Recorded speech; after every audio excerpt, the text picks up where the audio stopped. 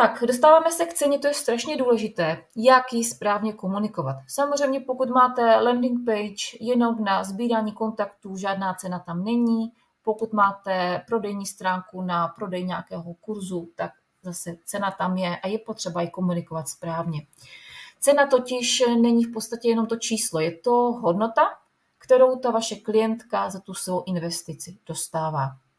A lidé se často nerozhodují podle částky, ale podle toho, zda vidí jasný přínos a hodnotu.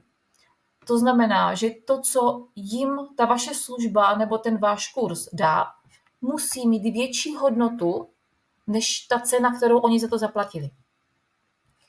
Takže neprodávejte číslo, ale prodávejte vždycky hodnotu. Jak to nedělat? Je třeba kurz stojí 5000 korun. Ale jiné je, za cenu jedné konzultace získáte kompletní návod, jak se osvobodit od pochybností a začít podnikat s jistotou. Je to hodnota konkrétní. Můžete využít srovnání. Tato investice je nižší než měsíční účet za kávu, ale změní vaše podnikání. Za cenu jedné konzultace získáte doživotní přístup k celému kurzu. Můžete přidat rozložení platby, pokud to je možné, například možnost platby na splátky začněte už dnes za 1500 korun měsíčně. Poukažte na návratnost té investice. Například jediná změna v přístupu k cenotvorbě vám může vydělat 1000 korun navíc.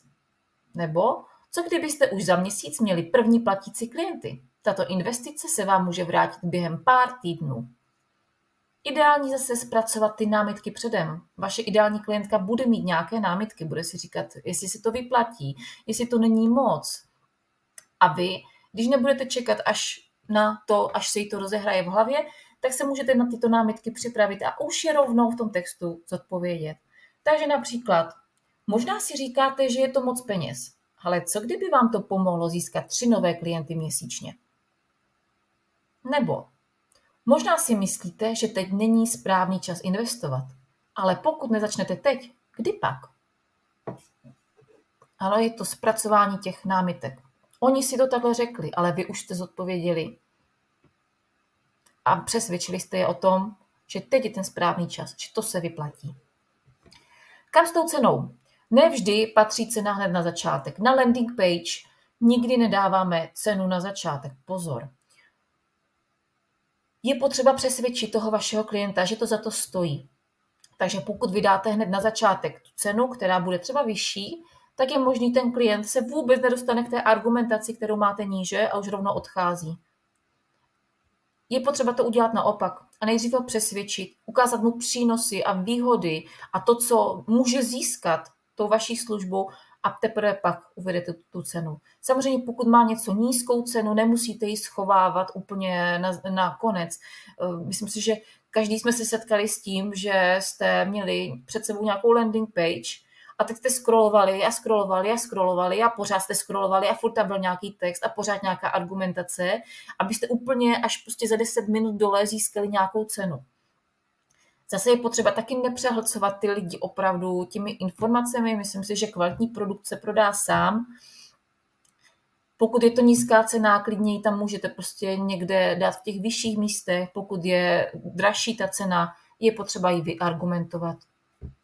Pokud máte něco, co je opravdu specifické, je to nějaké prémiové služby a je to třeba nějaká vyšší částka, může v některých případech být výhodnější napsat tam cenu na vyžádání. Je to vždycky takové, jako, že lidi je možné, že odejdou a nebudou se vás doptávat, protože je to vlastně další krok, který oni musí udělat a lidé nechtějí dělat další kroky, nechtějí vám třeba psát e-maily a kolik to tedy stojí, už to je pro ně jako zatěžující.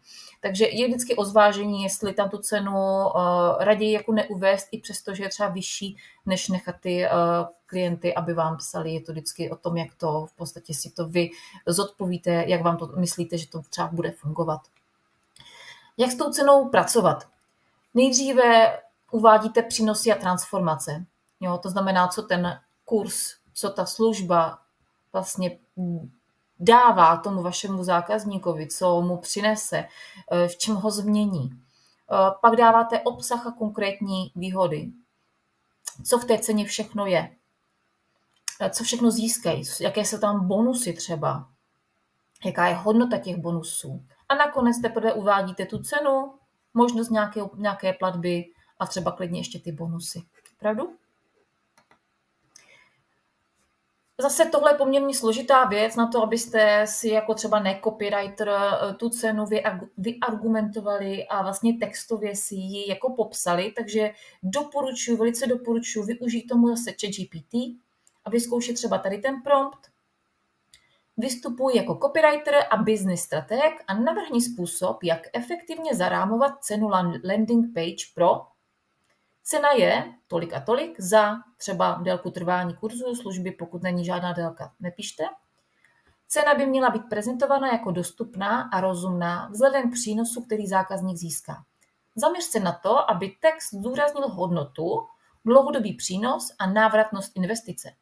Přirovnej cenu k jiným běžným nákladům nebo uveď příklad, jak se investice může vrátit. A navrhni několik variant formulací. Rozhodně doporučuji, vyzkoušejte si, uvidíte, vlastně s touhle formulací pak můžete fungovat i v rámci jiných textů, i v rámci třeba konkrétní komunikace s vaším zákazníkem, kdy budete schopni mu i třeba po telefonu říct, proč je to dobré, proč se to vyplatí, protože ta argumentace může vyjít právě z toho, co vám ChatGPT navrhne.